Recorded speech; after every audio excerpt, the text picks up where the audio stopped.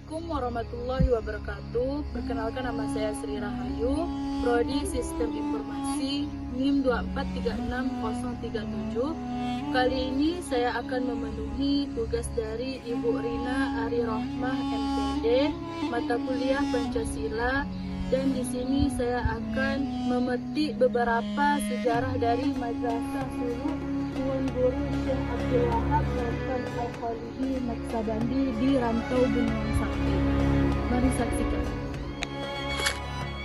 Rantau Benuang Sakti merupakan tempat kelahiran Tuan Syekh Abdul Wahab Rokan Al-Khalidi An-Naksabandia, ulama dan Tuan Guru Naksabandia yang termuka di Asia Tenggara, di mana Rantau Benuang Sakti merupakan sebuah desa yang terletak di Kecamatan Kepenuhan, Kabupaten Rokan-Hulu, Provinsi Riau, yang tepatnya berada di pinggir Sungai Rokan. Sekitar 2 abad yang lalu, desa Rantau Benuang Sakti ini merupakan tempat berkumpulnya para ulama dan cendekia. Hal ini berdasarkan buku sejarah dari perjuangan Sultan Muhammad Zainal Abidin. Sultan Muhammad Zainal Abidin menentang kolonial Belanda di Rokan pada tahun 1887 sampai dengan 1916 Masehi, menyebutkan bahwa Raja ke-15 Sultan Abdul Wahid telah mendirikan istana darurat di Rantau Benuang Sakti karena beliau tidak lagi menjadi Raja Tambusai dan melarikan diri karena perlawanan Belanda. Karena pada saat itu daerah ini tidak memiliki raja, maka diangkatlah Muhammad Zainal Abidin sebagai Raja ke-15 Tambusai yang berkedudukan di Istana Dua Rantau Kasai. Namun, sayangnya Muhammad Zainal Abidin ditahan Belanda dan meyakini bahwa Belanda akan menghancurkan perkampungan ini. Bahkan hanya ada beberapa sisa-sisa peninggalan yang ada. Untuk bangunan bahkan istana darurat yang dibangun oleh Sultan Abdul Wahab sudah tidak ada sama sekali. Istana pertama yaitu makam Tuan Guru Abdul Halim Tambusai, di mana Abdul Halim Tambusai merupakan guru mengaji Syekh Abdul Wahab Rokan saat awal belajar mengaji di Rantau Benuang Sakti. Dengan Tuan Abdul Halim ini, Abdul Wahab Rokan mengenal dasar-dasar pengaji semasa anak-anak. Tidak hanya menjadi wisata religi sejarah, tetapi banyak sekali peziarah yang mengunjungi makam ini untuk berdoa. Informasi mengenai kapan meninggalnya dan lahirnya Tuan Guru Abdul Halim ini belum diketahui sampai sekarang.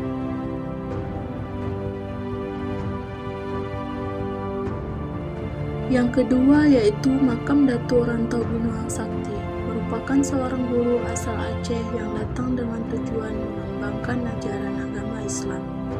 Nama asli beliau adalah Said Habib, di mana Datuk Benuang Sakti ini merupakan gelar yang diberikan oleh masyarakat daerah tersebut, karena beliau sangat berperan dan berpengaruh dalam menyebarkan ajaran agama Islam di Rantau Benuang Sakti, khususnya di Luhak Kepenuhan.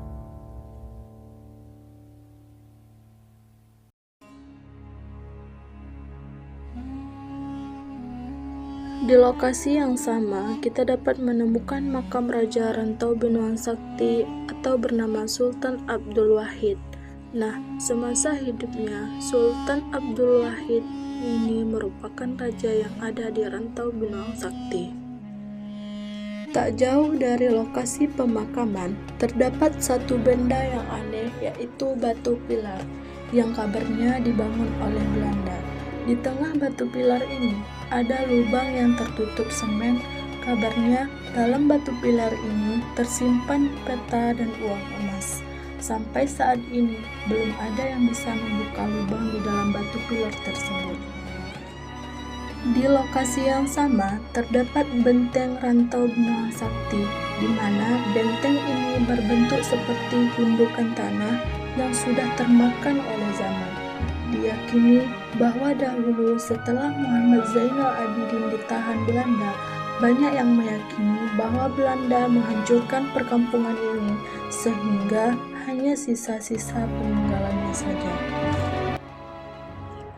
Hal ini dibuktikan dari ditemukannya bekas-bekas peninggalan kerajaan Rantau Benua Sakti, yaitu diantaranya ada bekas tempat berkholawat dan bekas kolam pemandian raja, dan masih banyak lagi untuk jejak peninggalan yang lain. Pada masa Syekh Abdul Wahab Rokan, ada bekas tapak Syekh Abdul Wahab Rokan mencuci kaki saat berwudu. Batu tersebut masih ada di lokasi. Tak jauh dari bekas tapak Syekh Abdul Wahab Rokan, ada pohon gaharu yang digunakan Syekh Abdul Wahab Wafakram untuk berceramah di atas punggung tersebut. Belakangan dibentuk dalam replika yang ada di depan kantor desa Rantau Benua Sakti.